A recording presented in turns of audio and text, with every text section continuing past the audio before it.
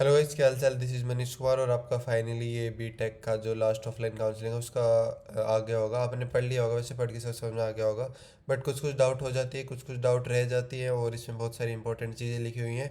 तो एक बार के लिए वीडियो 2x या 1.5x में देख लो, ताकि एक बार और चीज़ें समझ हो जाए, थोड़ा और सही से हो जाए। और बाकी और जो आगे आपको डाउट आने वाले हैं वो भी सारी चीज़ें कंप्लीट मतलब सॉल्व हो जाएंगी आपकी। तो शुरू करते हैं। सबसे पहले अलॉटमेंट सीट कैसे होगी, इन चारों पांचों पॉइंट में इतना ही लिखा हुआ है कि आपकी जो जेई मेंस में जो आपकी सीआरएल आई है उसी के हिसाब से आपको सीट्स मिलेंगी।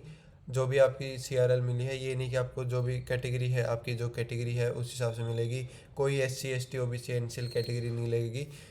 सोनली ऑन द बेसिस ऑफ आपकी जेई मेंस का जो सीआरएल मिली है वो। ठीक है, तो जेई मेंस की सीआरएल वाली सीट मिलेंगी, वो भी ऑल इंडिया कोटा से, ऑल इंडिया रैंक से। कोई कोटा आपका लागू नहीं है, आप यहाँ पे चेक कर सकते हो। रिस्पेक्टिव रीजन एंड कैटेगरी, कोई रीजन नहीं लगेगा इनसाइड आउटसाइड दिल्ली, कोई कोटा नहीं लगेगा। और आपको ऑल इंडिया रैंक पे होगी, ये भी लिखा हुआ है। और आपको एलिजिबिलिटी चेक करके ही जाना है, क्वालिफिकेशन चेक करके ही जाना है, बाद में आगे जाकर कोई दिक्कत ना हो।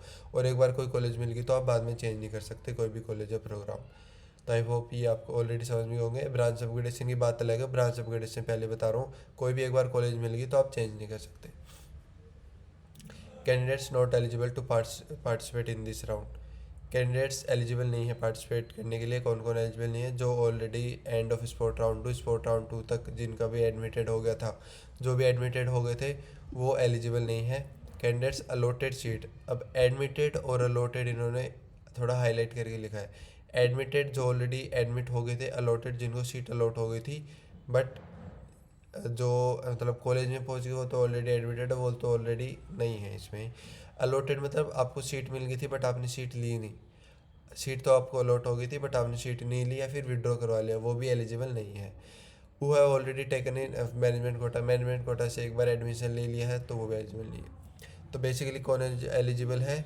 जो जिनको अभी तक कॉलेज नहीं मिला है वो एलिजिबल है। आपको ऐसा होगा कि आपको स्पोर्ट राउंड में आप गए थे, वहाँ पे आपको सीट पसंद नहीं आई। सीट पसंद नहीं आई की अलग बात है, सीट आपने लेने के बाद सीट छोड़ दी वो बात अलग है। तो आपने अगर वहीं पे सीट छोड़ दी थी हैंड टू हैंड तो आप एलिजिबल हो। अगर सीट लेके फिर छोड़ दी थी, पैसे वगैरह दे दिए थे फिर आपने सीट छोड़ दी, तो आप एलिजिबल नहीं हो।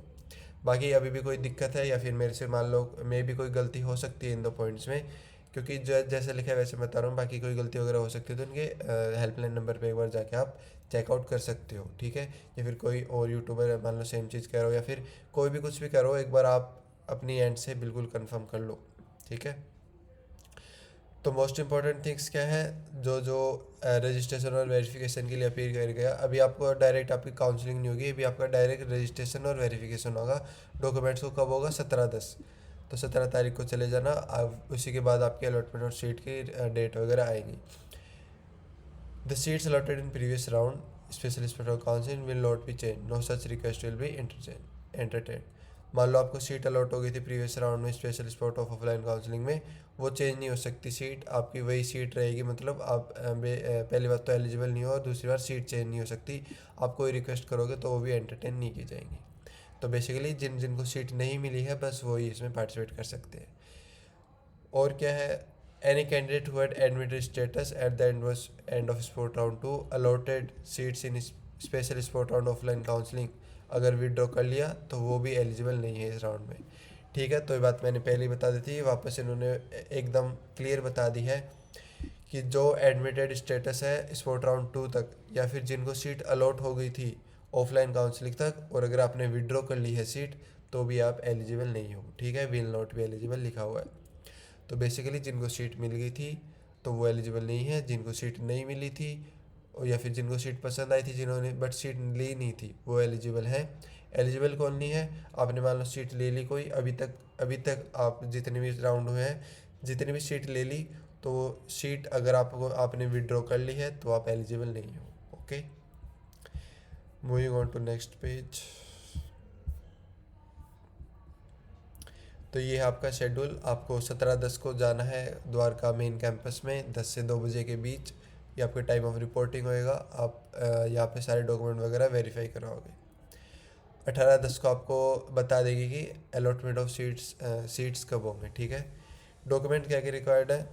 ओरिजिनल सर्टिफिकेट लेके आना, मार्कशीट लेना है और एक फ़ोटोकॉपी ऑफ सर्टिफिकेट मार्कशीट, मतलब जो भी आप ओरिजिनल चीज़ ले रहा हो उसकी इस पे तो एक लिखा है, बट आप 2 ले जाना, 2 फोटो कॉपी ले जाना, तो मतलब लास्ट मिनट रश ना हो इस चीज़ के लिए।